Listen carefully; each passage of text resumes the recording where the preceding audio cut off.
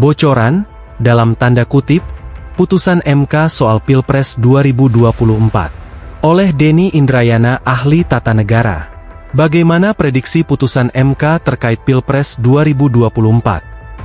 Itulah pertanyaan yang terus saya terima dari banyak orang, baik offline ataupun online, di Indonesia ataupun di Australia. Berdasarkan pasal 77 Undang-Undang MK, Junto Peraturan MK Nomor 4 Tahun 2023, putusan MK dalam sengketa Pilpres 2024 ada 3 jenis, yaitu 1. Permohonan tidak dapat diterima. 2. Permohonan dikabulkan. 3. Permohonan ditolak.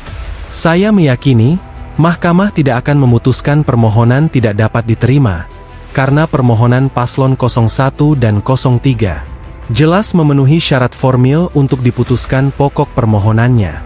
Sebelum lebih jauh memprediksi putusan MK, perlu diingat permintaan petitum dalam permohonan paslon 01 dan 03 yang pada intinya adalah petitum paslon 01 mendiskualifikasi paslon 02 Prabowo Subianto Gibran Rakabuming Raka, lalu pemungutan suara ulang atau PSU Pilpres hanya antara paslon 01 dan 03 saja, atau hanya mendiskualifikasi cawapres Gibran Rakabuming Raka. Lalu PSU Pilpres, dengan mengikutsertakan Prabowo Subianto dengan cawapres pengganti Gibran. Petitum paslon 03, mendiskualifikasi paslon 02 Prabowo Subianto Gibran Rakabuming Raka, lalu pemungutan suara ulang atau PSU Pilpres, hanya antara paslon 01 dan 03 saja.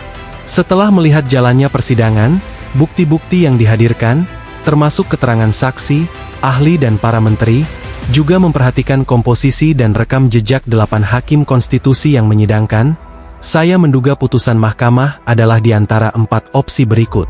Opsi 1, Mahkamah Konstitusi menolak seluruh permohonan, lalu hanya memberikan catatan dan usulan perbaikan Pilpres. Dalam opsi 1 ini, Mahkamah akan menguatkan keputusan KPU yang memenangkan paslon 02 Prabowo Gibran, dan hanya memberikan catatan perbaikan penyelenggaraan Pilpres, utamanya kepada KPU dan Bawaslu. Mahkamah pada dasarnya menyatakan dalil-dalil permohonan tidak terbukti. Melihat situasi kondisi politik hukum di tanah air, saya berpandangan opsi 1 ini yang sangat mungkin menjadi kenyataan.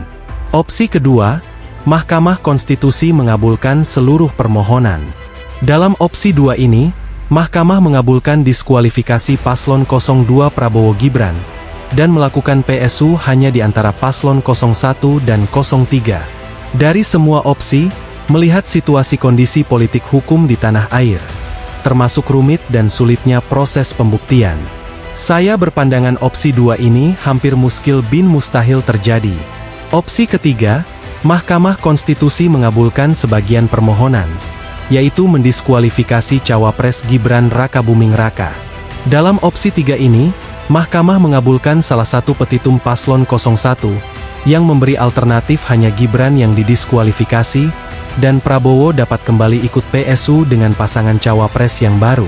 Meskipun mungkin saja terjadi, opsi 3 ini tetap tidak mudah, dan membutuhkan tidak hanya keyakinan hakim ataupun judicial activism, tetapi juga keberanian, pengakuan, dan introspeksi institusional bahwa problem moral konstitusional pencalonan Gibran bersumber dari putusan 90 Mahkamah sendiri, sebagaimana telah secara terang benderang diputuskan oleh MK. Opsi 4, Mahkamah Konstitusi mengabulkan sebagian permohonan, yaitu membatalkan kewenangan cawapres Gibran Rakabuming Raka, dan melantik hanya capres Prabowo Subianto, lalu memerintahkan dilaksanakannya Pasal 8 Ayat 2 Undang-Undang Dasar 1945. Opsi keempat ini membutuhkan penjelasan lebih panjang, terutama karena tidak ada dalam permohonan paslon 01 maupun 03, sehingga menjadi ultra petita. Dasar amar demikian ada 2, pertama, peradilan sengketa Pilpres bukan sengketa perdata, tetapi peradilan konstitusional tata negara, sehingga demi menjaga kehormatan konstitusi, bisa memutuskan di luar permintaan para pihak. Hal mana sudah beberapa kali dilakukan oleh Mahkamah. Kedua, dalam pasal 53 ayat 2 Peraturan MK Nomor 4 Tahun 2024 diatur, dalam hal dipandang perlu, Mahkamah dapat menambahkan amar selain yang ditentukan sebagaimana dimaksud pada ayat 1. Norma tersebut dapat dimaknai, Mahkamah membuka peluang ultra petita, bukan hanya di luar yang dimintakan para pihak, bahkan pun di luar ketentuan peraturan MK atau bahkan undang-undang MK. Yang dilakukan bukan pendiskualifikasian paslon 02, karena Mahkamah tidak mendapatkan keyakinan atas pelanggaran TSM paslon 02, di samping tentu ada pula argumen hal demikian adalah kewenangan Bawaslu RI. Bukti-bukti yang dihadirkan tidak cukup untuk menguatkan dalil para pemohon, yakni paslon 01 dan 03. Memang pembuktian sengketa Pilpres sangat rumit dan sulit. Namun, Mahkamah akhirnya mengambil keputusan membatalkan kemenangan Cawapres Gibran Rakabuming Raka, bukan karena persoalan pencawapresan yang sudah terlanjur absah melalui putusan 90 dan berbagai putusan MK sesudahnya. Tetapi, MK memutuskan membatalkan kemenangan Cawapres Gibran dengan berbagai pertimbangan konstitusional, antara lain 1. Cawe-cawe Presiden Joko Widodo terbukti dari pernyataan dan tindakan Presiden Jokowi sendiri, dan hal demikian melanggar prinsip pemilu presiden yang luber, jujur dan adil sebagaimana diatur dalam pasal 22E ayat 1. 2. Melalui putusan 90 dan beberapa putusan MK sesudahnya. Meskipun secara hukum positif tidak ada lagi persoalan dengan pencawapresan Gibran, namun pelanggaran prinsip anti-KKN, khususnya nepotisme relasi Cawapres Gibran dengan Presiden Joko Widodo telah melanggar prinsip pemilu yang dijamin Undang-Undang Dasar 1945. Dan menjadi pelanggaran konstitusi yang intolerabel, dan menjadi kemenangan yang harus dibatalkan demi menjaga marwah dan kehormatan konstitusi. 3. Karena yang dapat dibuktikan hanya pelanggaran konstitusi cawe-cawe Presiden Jokowi dan nepotisme Cawapres Gibran Rakabuming Raka, sedangkan pelanggaran pasangannya Prabowo Subianto dianggap Mahkamah tidak dapat dibuktikan, maka kemenangan Capres Prabowo tetap dikuatkan oleh Mahkamah. Tentu dengan komplikasi, bahwa suara paslon 02 tentunya adalah hasil kerja keduanya sebagai pasangan calon.